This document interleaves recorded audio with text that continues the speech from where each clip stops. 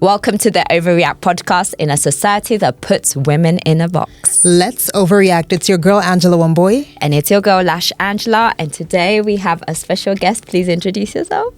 My name is Loise. Yeah, welcome to the show. Hi, Thank you. Thank you. Welcome. And of course, to all of our overreactors, whether this is your first time with us or whether you're rejoining us, we want to say welcome, welcome, welcome. There's a lot that's going to be learned on this episode. But if you've missed any of the previous episodes, we invite you to follow us across our social media platforms.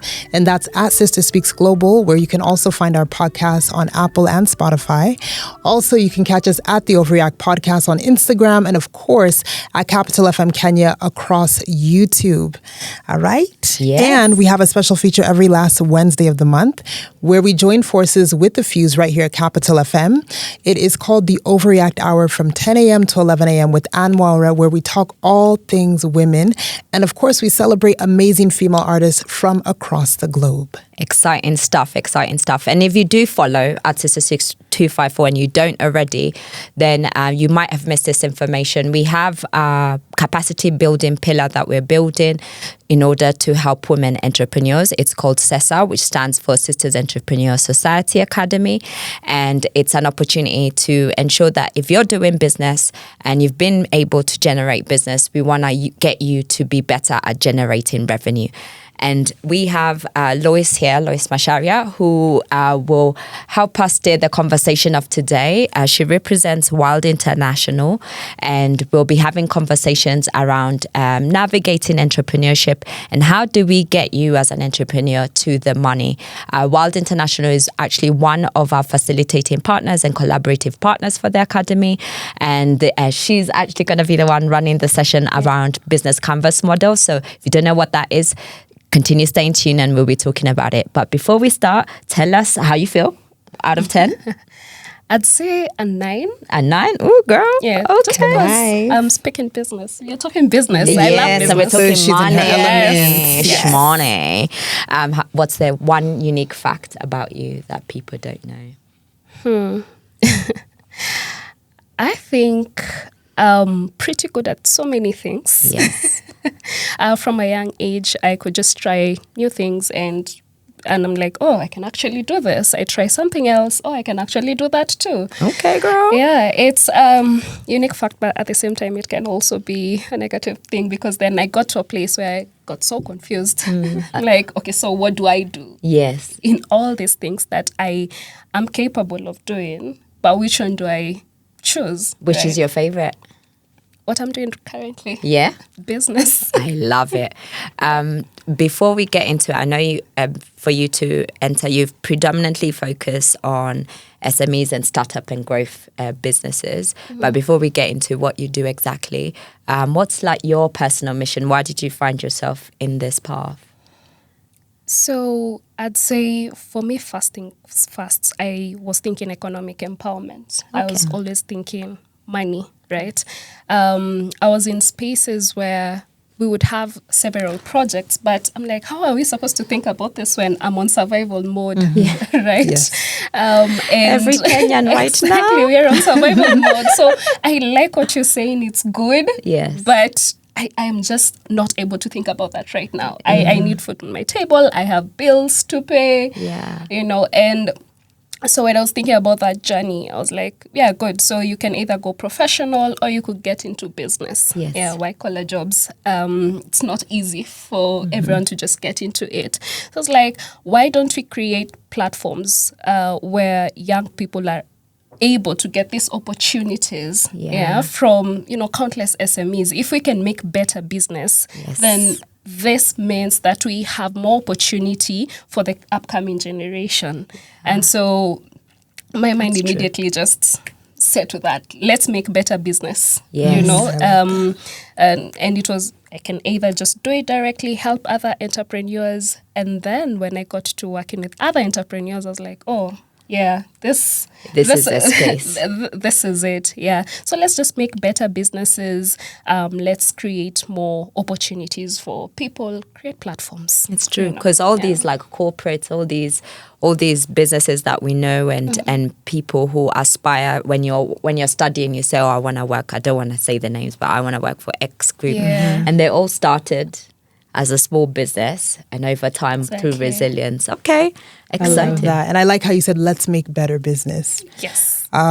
So there's a statistic by the African Development Bank that says about 80% of early stage startups end up failing.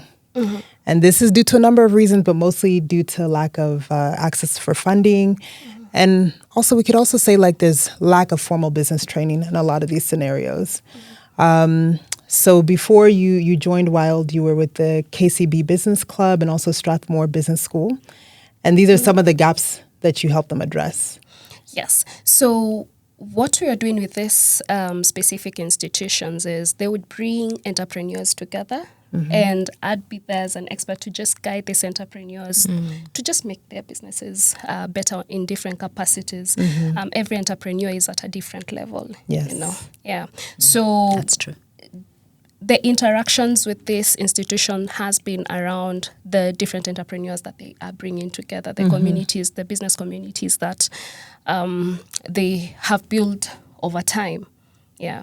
So with that, I have met a lot of entrepreneurs and I've come to understand that the goal and the dreams of every entrepreneur is different, right? You might think that you're pushing an entrepreneur to, be this big business, make $1 million plus, Yes. go unicorn, all these words that you can Yeah, throw out, yeah. But I've met entrepreneurs who are like, Loise, for me, I just want to know that I'm able to put food on the table, take care of my kids, Yeah. and that's it. Yeah, and the so basics. even when I am meeting these entrepreneurs, I'm very cognizant of what exactly they are working towards. Yeah. And say, if this is the goal, then how do we just make it better for you at where you are and where you want to be? Yeah. Yeah. Patricia Okello is really big on also like amplifying small businesses, because not everybody actually wants to. Growing businesses. Yes. There's it's not small. Oh, yes, sorry, growing businesses. Yeah. But like not everybody necessarily aspires to have multiple No. businesses in different countries. Some people are just actually okay with consistency and constant, like a constant generation Exactly. of revenue. Exactly. Through with Wild and through what we want to do with CESA, let's first actually break it down. What's a business canvas model? So a business model is an outline of the value you're going to provide to your clients and how you're going to do it. And add the third one to it, how are you going to generate revenue? What makes a business canvas model successful, like in terms of articulating that? What are some of the things you find with the businesses that have created one, they're missing? What are some of the things they tend to forget or omit? Number one, value. The lack of clarity in your value proposition. Okay. So, see in Kenya, if you see a business is successful, you just rightfully want to hop into it and just do it. Yeah. Without understanding what exactly is the problem you're solving, Yeah. right? What value are you going to be providing into the market, right? And the other would be, how am I going to generate revenue? Okay. Yeah. Okay. Do we just do a brick and mortar and wait for the clients? Do we just open an online shop and stick to it and say, we're going to get clients? Yes. That's really what will make people fail. Yes. And a business model really, it's all about the first principles of business. Yeah. So it's about like frameworks, like operational efficiency, tools. You say the first principles of business have like three things. You have, do you have demand for whatever it is you're offering? Oh my God, yeah. Because some people do the other way around. Yeah. They decide, sorry, just to add to that, whenever you go outside of Nairobi, you will find hardware. All right next to each other. Yeah. It happens, and sometimes it's not a bad thing, because if you're all know this is the area for hardwares, Yes, then you have options. But then now you have options. But then the thing is, when you're going back now to what you're saying, demand. Do you Yes. have actual demand. And what is demand Yes. really? It's are people, are there people out there having these problems constantly and are looking for solutions? Yes. Yeah. So if you do not have demand, then why even in that business? Yeah. It might as well be a hobby, Yeah. And the second thing then it becomes, how are you going to meet those demands? Yeah. What exactly are the services or the products that I'm offering, to put out there to meet this demand, right? And then we can get into other things, which again is very important. How am I going to really generate revenue from this? What is my client acquisition? Something that is often overlooked when it comes to the business model is the client acquisition plan. How am I going to get these clients? You see, in the business model, there's somewhere that says, who are your customers? Yes. Right? And people just write, I'm in apparel, I sell women clothing, and I sell to every woman. No, you don't. So there's no target.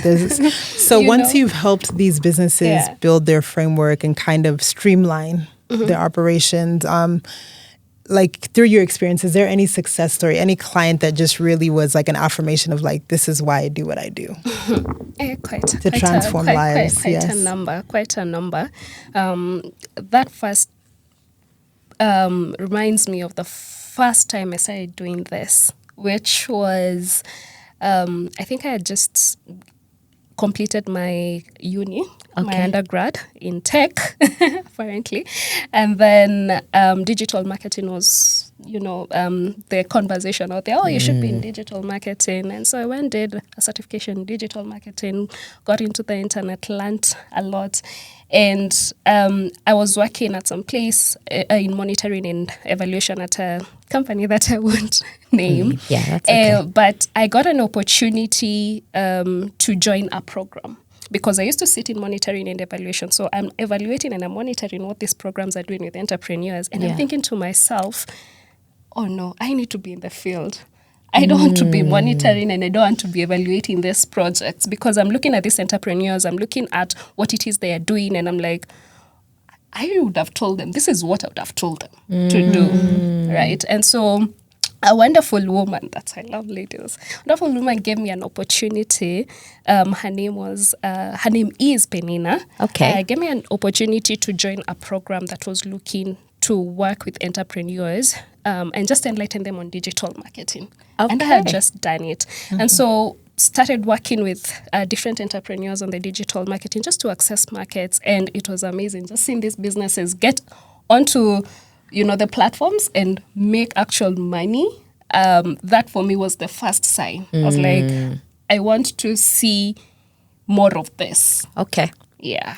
And that's good. Amazing. And it's good that you gave an example of a woman. So for those who don't know, what actually inspired CESA is a few years ago during COVID, we came to the understanding, or rather, the term gender lens investing. So for those who don't understand it, it came alive, I think, through like BLM, Black Lives Matter, all this discussion about where are Black people in business, etc. And so then the study was showing that also when it comes to female, when it comes to business, they're quite lower. And so let me read some stats. So some stats say that African startups get just 0.3% of global early stage capital.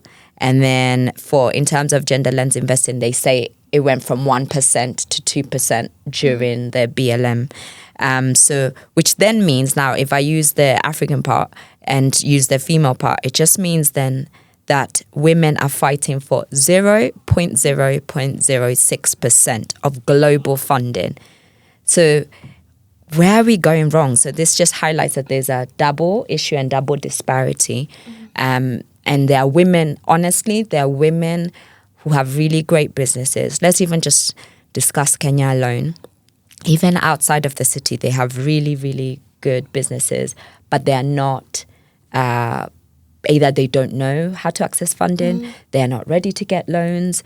And so the key thing about CESA was like to analyze what's the issue. Is it that they're not connected? Is it that they are doing the business, but they are operating as a bedroom business, right? A briefcase business.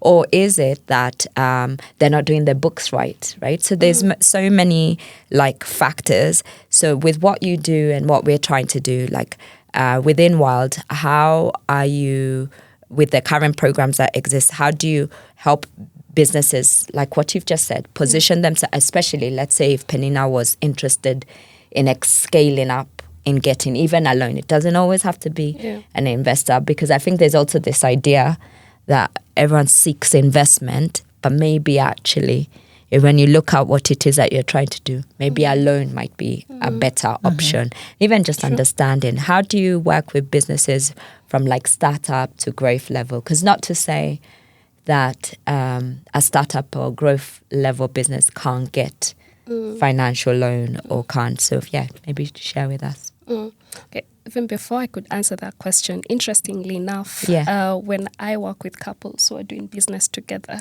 most of the time, it's the lady, it's the woman who has the vision, to be honest. She's like, we should go to, let's go this direction. That's how it is with my parents. My mom is the vision creator. My dad is like the accountant. He's the numbers guy. Let's get the numbers right.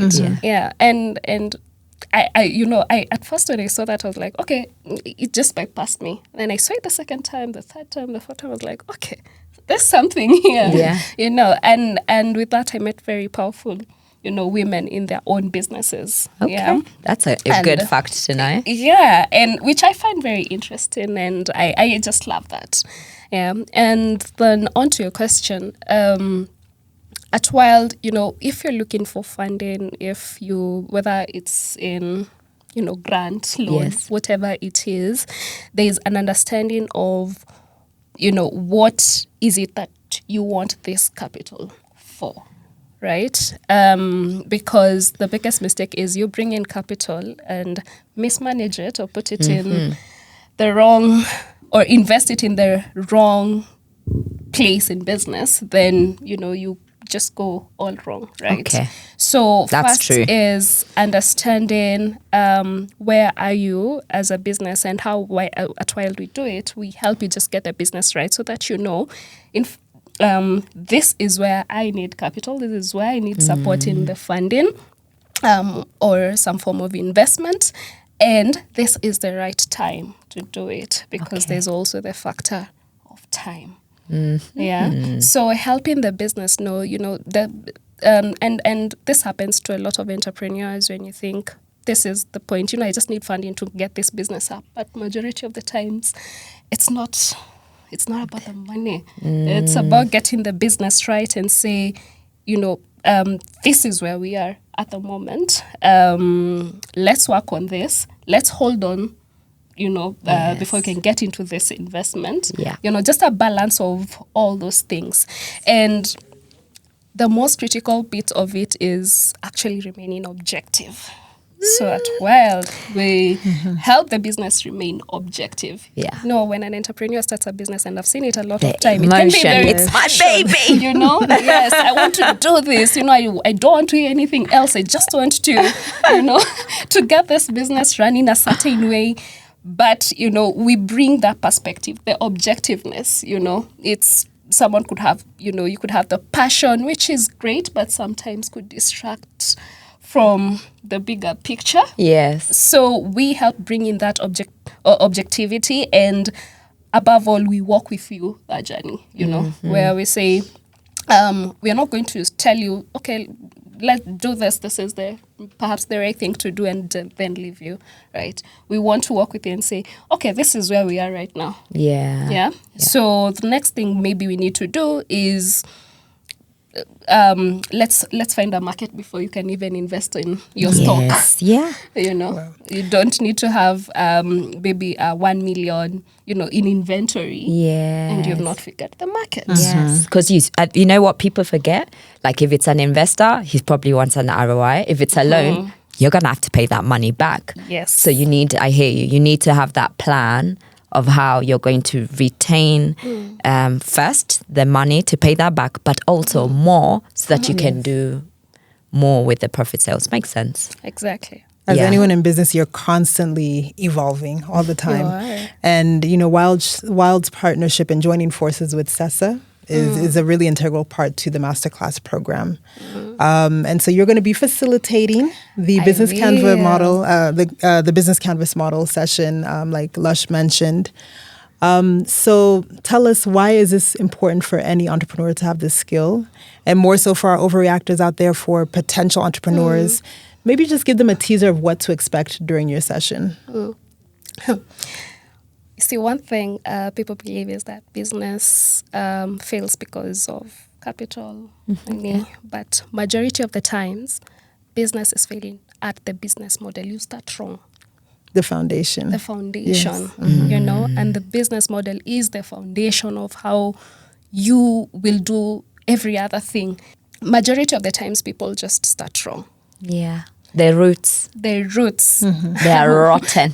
And that is why you need to be in that session. Yeah. Because you need to, again, like I said, find an objective way of evaluating your business, which, again, it's something that most entrepreneurs don't do. Just going back and asking ourselves, does this business model still work? Yeah. It has worked for us the past year. Will it take us to where we want to go in the next 5 years? Yeah. That's such a good question. Yeah. That's a very good question. And that always comes, or rather boils down back to the business model.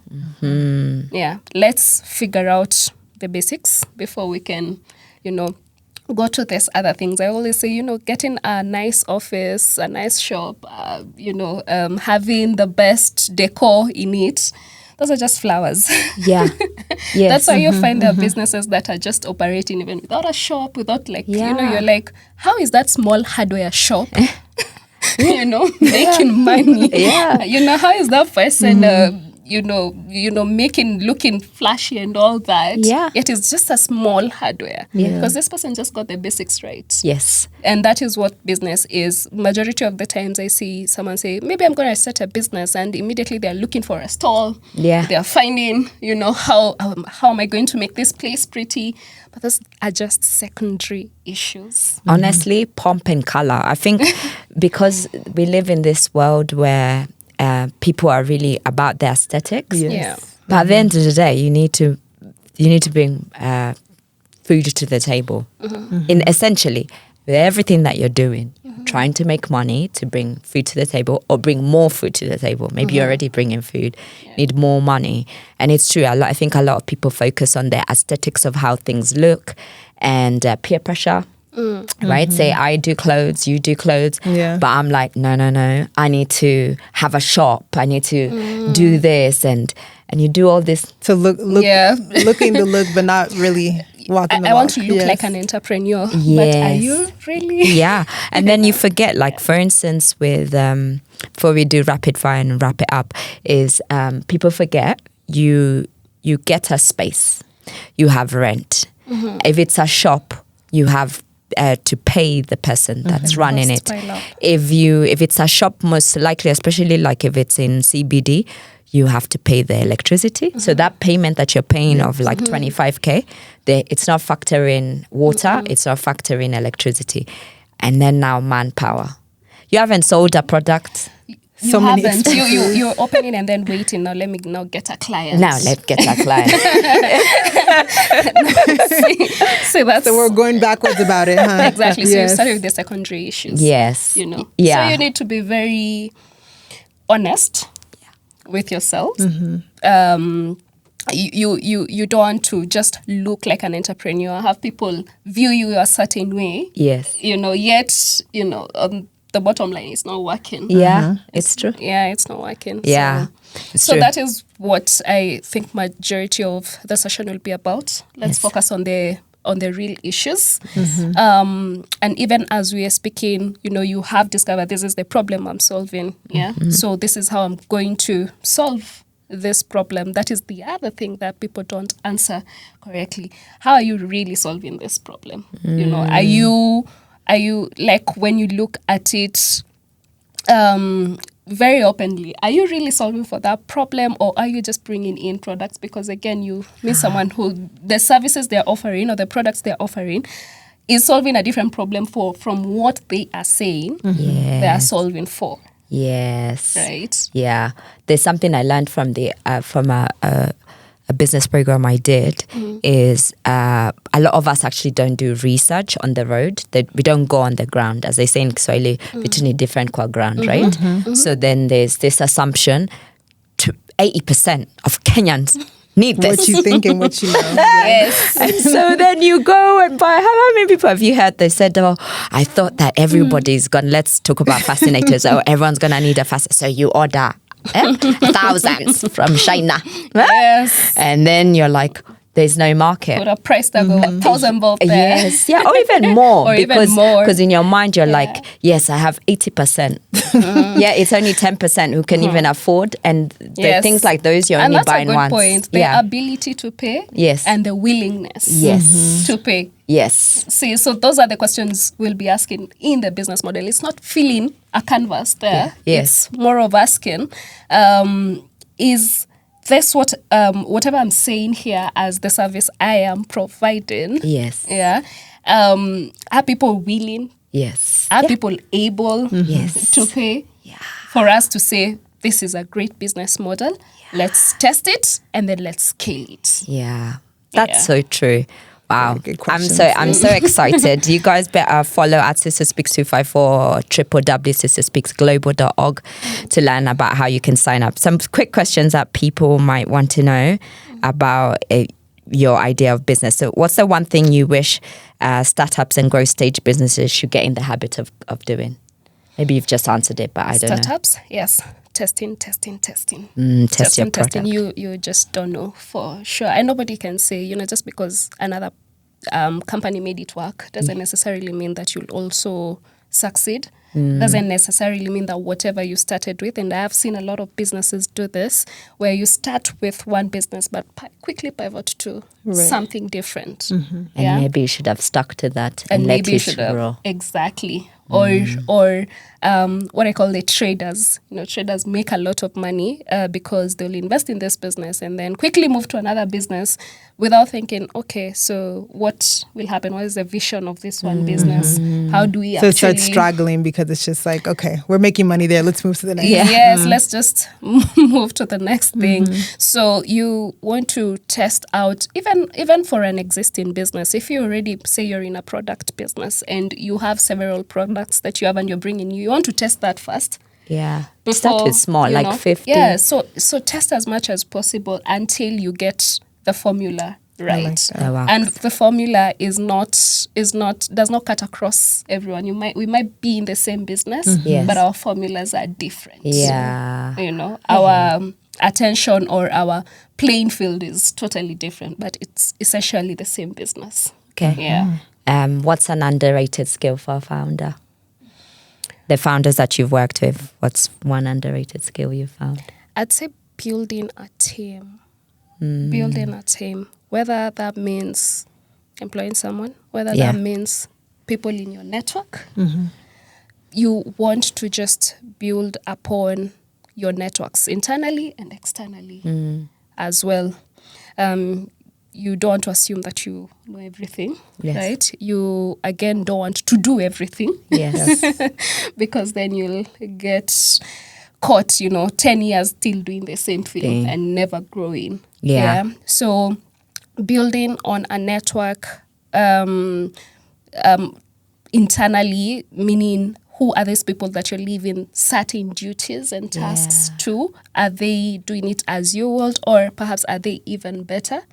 And then externally, who are you consulting? Yes. Who you don't want to just live in your own bubble, to be honest. There is a lot of information out there. And I think even my mom once told me, knowledge is with people, good things are with people out here. You just have to find your tribe, your own tribe. Yes, and the ones that you can work with. Exactly. What's the one best piece of advice you can give to somebody who is probably listening, considering joining CESA, and they're in full-time business, or they have like a side hustle? Like, what's the tip that you can give them to maybe either make that jump, if it's making sense, that is? I think first things first, ask yourself, what is it? Why am I even doing this? The why is very important. Just ask yourself, why am I doing this? What do I really want? Yeah. And then, between all that whatever your answer is, then, you can make the decision then, do I want to grow the business? Then this is the right session for you. Do I want to just have my business stable as it is? Then that's good. Do I want to scale? Do I want to expand? Yes. Yeah. And for what reason? Why do I want to expand? Why do I even want to continue doing this business in the first place? Why did I even get? In fact, it should be a task before you get into the session. Yes. You should ask yourself, why am I in this business? Why am I doing this? Yes. Because that mindset will help you during the session. Yeah. Because the business model, unless, we do the one-on-one sittings where we have a business on an individual level and we help them think through. Yes. In such a session, you want to be open. Whatever concept is being brought out, and as you're thinking about it, you want to have clarity even in yourself.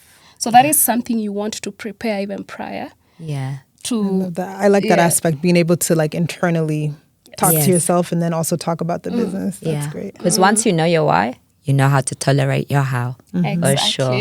Exactly. Oh, I look forward to having you. Thank you for Loise. being a part of what we're trying to create. Thank you too. Thank you. And for anyone that wants to find out more about Wild or what you do as a facilitator, how can they find you? So we do have our website, wildinternational.com. We are also on the socials as Wild International. You can also find me on LinkedIn as Loise Macharia. Yeah. Or on email, loise@wildinternational.com. Yay. Lovely. Yes. Thank you for having me. I always wanted to just speak about business. And you did so great. She was nervous, guys. Did she look nervous? Leave a comment down below and say, no, you did not look nervous. I'm telling you to do that. Thank you for having me. Thank you so much. Thank you for being here. I feel, reinvigorated and really excited to, have you be one of the facilitators for CESA. So with that said, we want to give a special shout out to Lockwood Furniture, who has provided this beautiful set. And of course, make sure that you follow us across our social media platforms at Sister Speaks 254, at OVAReact Podcast. And of course, you can catch these episodes on Capital FM platform, at Capital FM Kenya YouTube. And every single Wednesday at 10 p.m., you can catch us live on 98.4, your best mix of music. Yes. And if you also want to listen to us at primetime hour, so between 10 to 11, every last Wednesday of the month, we join Anmora on the Fuse, and OVAReact Hour is full-fledged there.